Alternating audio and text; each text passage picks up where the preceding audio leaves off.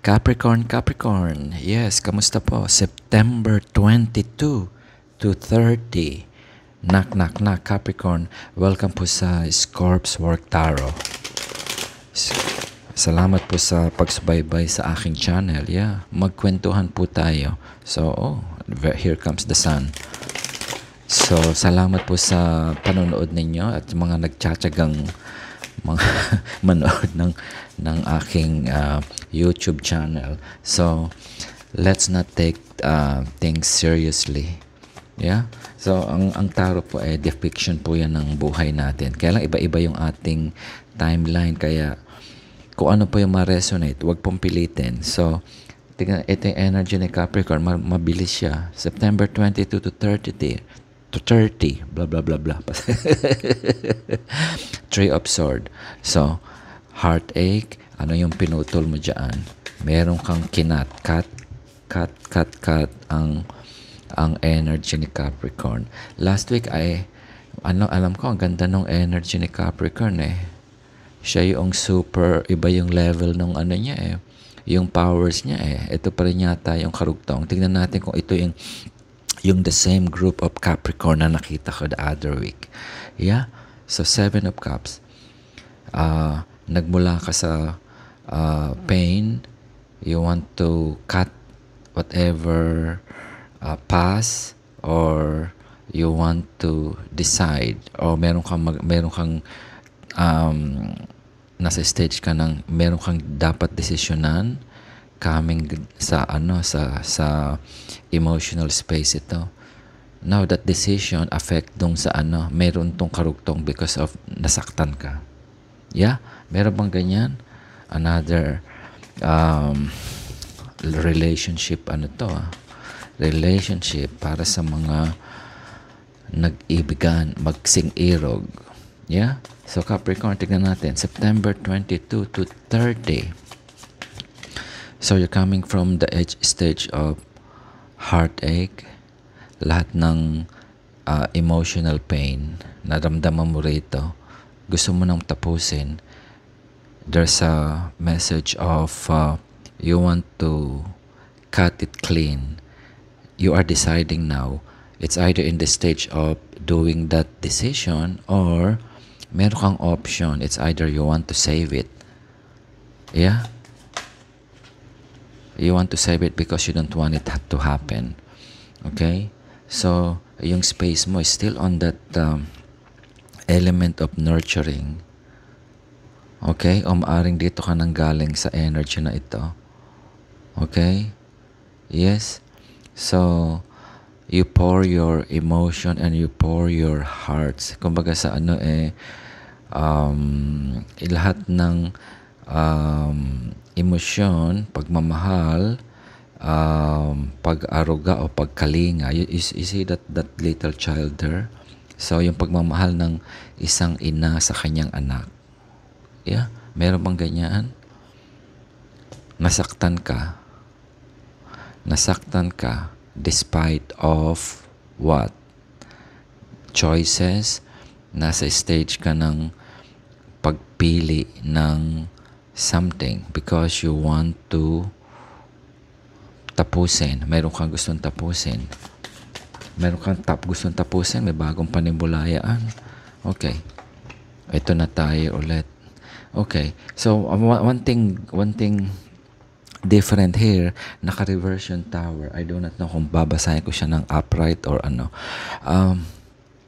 Merong pagbabago, pero ayaw mo. Ayaw mo. Merong mangyayaring desisyon. Ikaw ba ang magdedesisyon, Capricorn? O natatakot kang dun sa desisyon na gagawin mo? Kaya maraming maapektuhan dito. Kaya iniiwasan mong mangyari yung pagbabago na yon. Kung upright ito, yung pagbabago, there's no other way. It have to happen. Pero ito mukhang ayaw mo. Meron ba ganyang Capricorn? Tingnan natin yung storyline. Okay? Nagmula ito sa sakit na naramdaman, sama ng loob, nandyan na lahat yan. Ngayon, gusto mong tapusin. Ayaw mo. Sino bang may gusto ng manatili dun sa ganung sitwasyon na puro sama ng loob? Ngayon, merong opportunity para mamili ka, magdesisyon. Okay? Ikaw ba yung magdidesisyon o hinihintay mo yung magdesisyon? Pinipilit mo na to rise above dun sa ano na yon, sa yung sitwasyon na yon, emotionally, inaano mo siya, yun nga, gusto mong malagpasan yon. Okay? Gusto mo malagpasan or you're trying to save it. Okay? And lahat na yata ng uri ng pagtitimpi at pasensya, ginawa mo na. Lahat na ng dasal, lahat na ng uri ng pagsusumamo. Kung meron mang nagsusumamo, it's either you or the other person. Okay? Merong free flow. Free flow in a sense that one of you or the two of you want to keep that balance. Ayan, yung two of cups.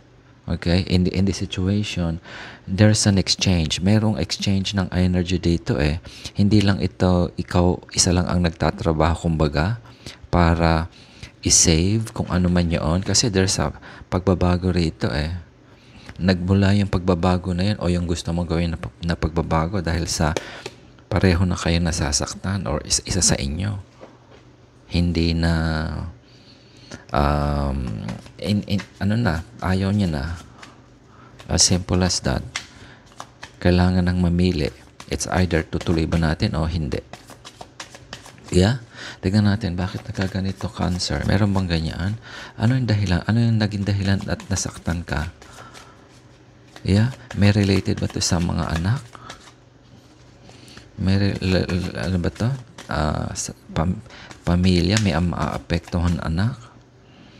Parang gumuho yung ano eh. Gumuho yung mga pangarap mo dito eh. Yeah. So, ano lang po natin, iyakma natin kung mag-resonate kasi wag pang pilitin. Okay.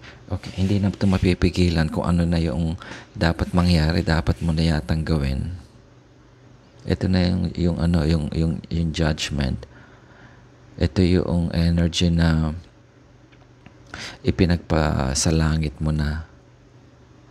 The ultimate acceptance. Kumbaga sa surrender. Dahil naniniwala ka na mayroong mas maganda pa, favorable sa'yo yung situation.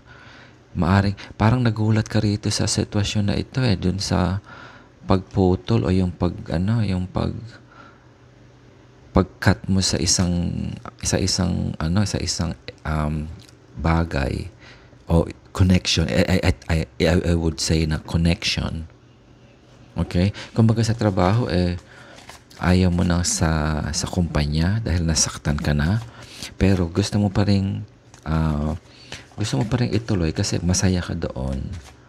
Okay? Masaya ka dahil sa meron kang mga kaibigan, meron kang natututunan, pero mas malamang yung sakit na nararamdaman mo. Yeah? Okay. So, ngayon, hindi mo matanggap or ayaw mo sana, you're trying your best na baka pwedeng ma-doktor or something. Meron kang choices eh. Pero parang ayaw mong gawin yung choices na yun. Ayaw mong mamili. Ito na nagsasabi. So, yun ang nagiging dahilan ng mga stressful moment mo. Yeah? Capricorn, meron bang ganyan? Nagiging dahilan yung stressful moment mo.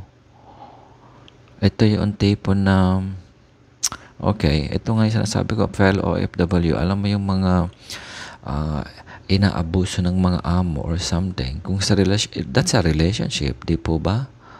Yung boss at saka yung amo, yung mga kasama mo sa trabaho, relationship yan eh. Kung paano ka tinrato, how you were treated.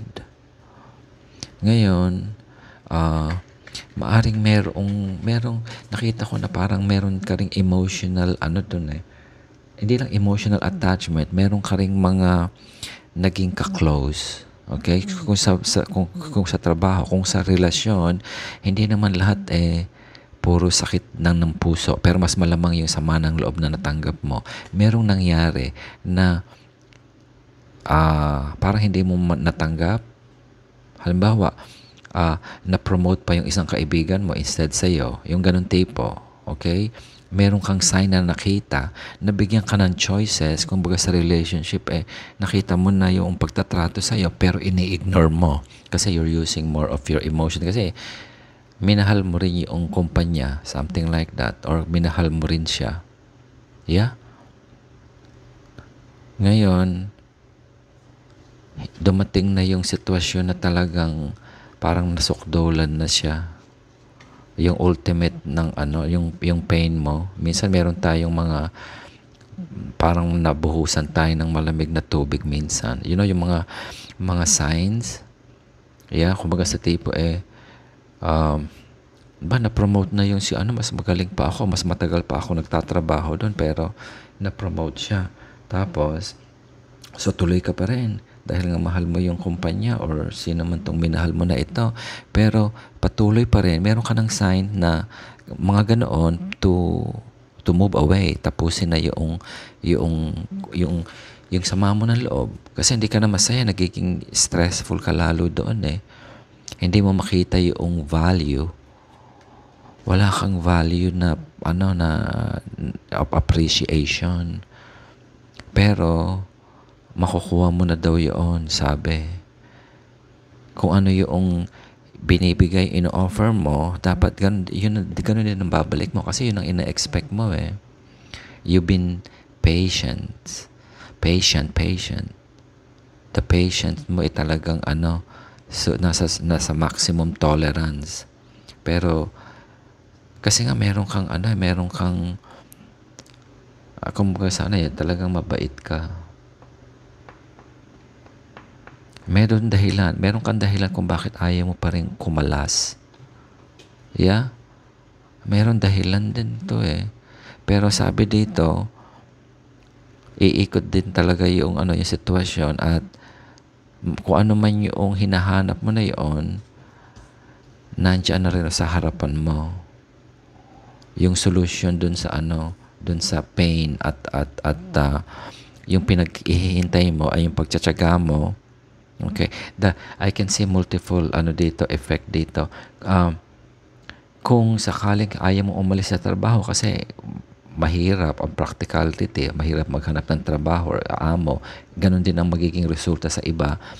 Yung patience mo, kung magtsatsaga ka at panalangin at paniniwala, merong kapalit din na mas maganda. So, wag mo nang pagsilosan kung meron kang pinagsasilosan na office mate na salary increase or whatsoever.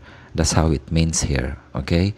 May reward yung at the end of that pasensya, okay, nandun yung liwanag na hinihintay mo. Yung stress mo causing you sometimes that yung illusion na hindi mo makita gusto mo makawala, parang hindi ka makakawala or something. Kasi nga, meron kang other reason why you want to stay on that relationship or dun sa trabaho. Okay? Which is maybe on a practical matter. Understandable yan. Okay? Pero, if you make more, kung pahabain mo pa yung paghihintay at pagtsatsaga, okay? Sinasabi dito, nandun pa rin yung tunay na na hinahanap. Yes, kasi meron kang hinahanap ayaw mong mas mangyari yun eh. Kumbaga sa relation, ayaw mo ring nasaktan ka, pero ayaw mo pa ring maghiwalay. Okay? Parang sinesave mo eh. Okay? Either way, there is a cause and effect yan eh. It can be something miraculous happen. That's what I'm saying. Yeah? Nakikita kong cancer dito is very high yung not only the intuitions, Pero yung belief mo Cancer, Capricorn, sorry. Did I say Cancer? Meron ka bang kaibigang Cancer? Okay? Ito yung day and night na nagtatrabaho. Alam niya yung routine. Alam niya na hindi ganun kadali kung the commitment issue. Alam mo yung commitment mo, Capricorn, kung ano yung dapat mo ibigay doon sa na responsibilidad mo kapag pumasok sa isang bagay. Yeah. Pero nasaktan ka. Ayaw mong mamili. May choices ka pala dito, di ba? May choices ka eh. Making a choice or not making a choice is also a decision. Di ba? Kung ayaw mong mamili, yun ang decision mo. Kung gusto mo mag-stay, that's your decision. Pero kailangan mo pa ng matagalang pasensya. That's how it is. It's either mamili kang to move and cut or maghintay ka. But I think malakas yung power mo dito in terms of your believing in not just to yourself, pero yung paniniwala mo, yung faith. Your faith is is something very strong na yung prayers mo, I think is very strong here. Okay, kuha lang tayo kung ano pa yung sinasabi. Bakit kung ayaw mong curious lang ako kasi nasaktan ka na in everything. Bakit ayaw mong tapusin? Okay? Yun ang nakikita ko eh. Ayaw mong tapusin kasi naka-reverse yung tower eh. Kung naka-upright to, itinuloy mo dahil wala kang choice. Kumbaga sa nahulihan mo, nagnanakaw, tamad, walang maibigay sa'yo, inaapi ka, inaabuso ka, ganun tipo. Pero ayaw mong makakawala doon. Kung ito naka-upright, wala kang choice. Kumbaga sa yung tubig na malamig ibinuhos sa iyo. So wala kang choice kundi magising. Ay, parang nagtutulog-tulogan ka rito eh. Ayan no. Ngayon ano yung dahilan? Bakit hindi mo maputol o matapos yung pain na yan. Yung pain na yan, ikaw yan eh. Not only you, but also affecting the other person. Meron ba ganyan, Capricorn? September 22. Ayan o, nasa ka, na hindi ka pa maka-let go. Okay. Parang walang closure ito eh. Walang closure ito.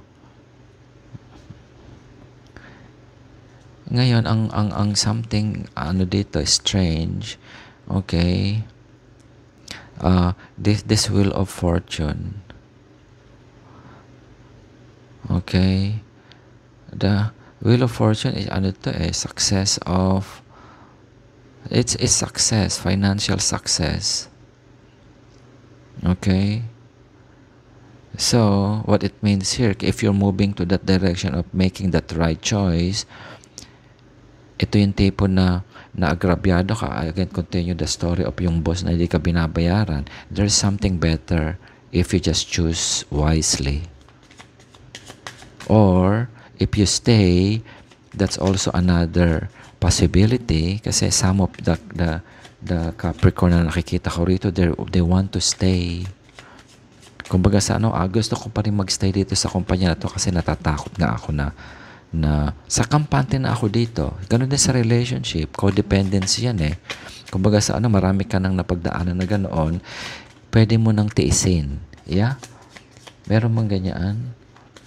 Ngayon, meron kang regret. Meron kang regret in the past kasi nga alam mo na yung ganung situation. Parang pinagdaanan mo na rin yan eh. Pero ngayon, ayaw mo nang maulit pa yung pag pinagdaanan mo na yung cautious ka and you want to stop something the same situation to happen. Ganun ba yun? Merong meron kang opportunity to move. Pero some of the Capricorn na I can see here, dalawang Capricorn na nakita ko rito, somebody who will cut immediately, wala nang pag-iisip-isip pa, and move to your stability. Kumbaga sa ano, stability to, hindi to financially, kundi stability to move and to heal and love yourself. Kasi kapag nakuha mo yung ganyang level of confidence and go back to do your true self, mas nakaka-focus ka to what? To your career and something practical. Yes? Okay. Now, the other Capricorn I can see here is still on that stage of ayaw niya pa rin ibuka yung mata niya despite of that, kasi pinipigilan niya yung pagbabago na yun. Meron kang choices, pero ayaw mong gumawa ng choice. Yung pag hindi ka gumawa ng choice, it's a choice. Yung choice na yon is to stay. And you're waiting for that right time. Kasi nga, again, mahirap din magdesisyon okay? Merong maapektuhan, maaring anak, if you do that, okay? Anak, pag umalis ka sa trabaho, you need to feed your family. That's on the practical side. Mas priority mo yung mas okay lang masaktan para parang pinoprotektahan mo yung mas mahal mo sa buhay. Yan, that's something even bigger. Yung iba naman na nakita kong Capricorn dito, nagdasal na sila. Okay? Nagdasal na sila. Humingi na sila talaga ng sitwasyon na sana mabalanse yung ino-offer ko, ganun din ang ma-receive ko. Pero despite that, hindi sila maghihintay. Some of you will make a choice and you know who you are. Capricorn. Ito yung Capricorn na nakita ko yata the other reading na yung level of energy niya and power to move forward is very strong. Confident na siya. Ito yung tipo na sabi ko, tumibitabi kayo. Okay? Kasi napagod na siya. Ayoko na. Yeah. That's the Capricorn na nakita ko. Pero yung isa, I'm not judging that you should do the same way kasi iba-iba yung timeline natin I know that kind of feeling. I can't decide I myself, okay? Kasi nga sa trabaho mas marami akong masasaktan. Magugutom ako. You know that feeling? Yeah. It's not that right time. So magtitiis muna ako. It's not something na hindi naman masyadong masakit kumbaga sa again depende po sa life lifeline natin. So tikuha pa ako ng few more cards, Capricorn. Yan, naghahanap ka na, gusto mo lang naman maramdaman yung fairness of the love, yung true soulmate mo. Okay? Your true soulmate mo. Well, yun ang hinahanap ni Capricorn Okay? Pareho kayo. Everybody is doing that manifestation and praying. Very spiritual. Very spiritual. Alam mo yung alam mo kung saan kahuhugot ng lakas. Okay. Tignan natin tong last few cards dito kay Capricorn. Okay? I would say na ito yung outcome na gagawin mo. Again, I do not know kung ito, nasa inyo po yung decision. Okay? One is leaving. Some of you, I think you already left or contemplating. Kung ito yung situation nyo now. Okay? So, Capricorn, September 22 to 30. Alam mo yung nakita ko kanina, 3 of Swords na naman. Tumalon. Okay. Okay. Ito yung yung puro miscommunication and standing on your ground. Ayaw mo ito yung Capricorn na pag ayaw mo natapos na tayo, masakit, pero tatayo ako sa sarili kong paa maski na mahihirapan ako. Yes. Okay. That's the Capricorn I see here. Yeah. So, this is not easy. This is two choices na it can lead to different result. Again, iba-iba kasi po yung ating yung storyboard na itinatawag. Yeah. So, whatever is this, yung tower moment na yan ay that is something na pwede mong pigilan yan eh. Pwede mong pigilan. You're trying to pray so hard na wag sanang matuloy yan. Okay? But yung isang Cancer is she knows na yung parang yung self-worth niya, ito yan eh, oh. Alam ko yung value ko, sabi niya. Alam ko yung value ko. So, mahihirapan man ako, masakit man, sabi, okay, I will take that road and in-nurture ko muna yung sarili ko. Yeah, yun ang judgment call for you. Yeah. So, meron mang ganyan, Capricorn. Oops. Naubos na yung yung Diyos stick. Ano yan? Swerte yan. Swerte po. Yeah. So, enjoy na lang po tayo. September 22 to 30. Okay. Kuha ko ng isang oracle card. Tingnan natin kung meron pang sasabihin kay Capricorn. September 22 to 30. Capricorn. Okay. Ilan ang ibinigay niya? Okay, dalawa Capricorn. Ito. Kung meron kang kaibigang Aquarius. Okay, sabi ni Aquarius. Okay. Tianoy ko lang sa camera. The time is ripe for celebrating life. Make the most of parties, gatherings, and other social opportunities. Social opportunities. Is this something na you want to do just to get out of that? Okay, I think somebody's telling here na, okay, yung isang Capricorn who is in this stage of parang wala ako makita, hindi ako makapag-decide. Okay? Sometimes those simple situation of hindi naman sinasabi ko na pangit or masama or something.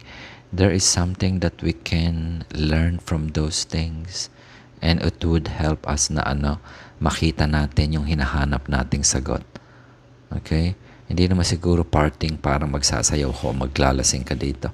Yeah. So, yun ang isang message ng Capricorn, yung Aquarius mong kaibigan kung meron ka.